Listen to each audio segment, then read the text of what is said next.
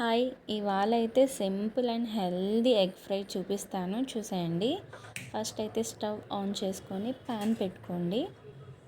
Pan పెట్టిన తర్వాత కొంచెం ఆయిల్ వేసుకోండి. మీకు కొంచెం గ్రేవీ టైప్ కావాలంటే ఆయిల్ కొంచెం ఎక్కువే వేసుకోండి.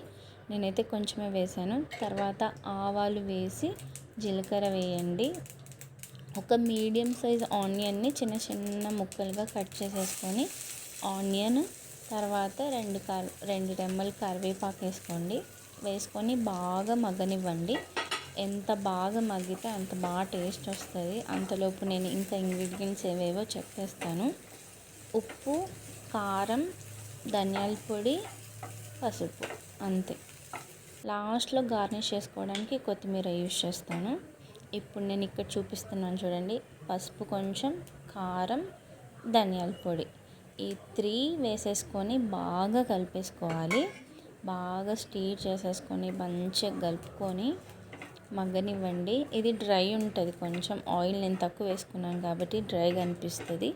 నేనేం చేశానంటే కొంచెం వాటర్ పోస్తూ దాన్ని కొంచెం మరీ డ్రై కాకుండా గ్రేవీగా కాకుండా మీడియంలా ఉండేలాగా నేను కొద్దిగా వాటర్ కలుపుతూ దాన్ని ఫ్రై చేసుకున్నాను.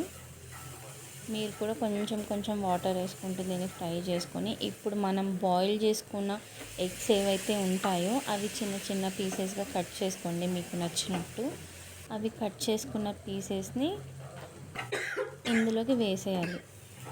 ఇలా వేసిన తర్వాత బాగా అంటే ఈ మసాలా ఎగ్ పీసెస్కి పట్టేలాగా బాగా కలపండి.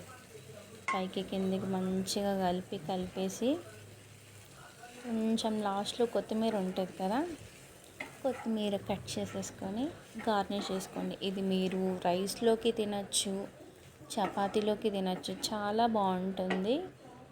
గ్రేవీగా కావాలంటే గ్రేవీ కూడా చేసుకోవచ్చు. అంతే అండి, చాలా సింపుల్గా హెల్దీగా టేస్టీగా ఎగ్ ఫ్రై అయిపోయింది. ఇలాంటి వీడియోస్ కోసం సబ్స్క్రైబ్ చేసుకోండి. బాయ్.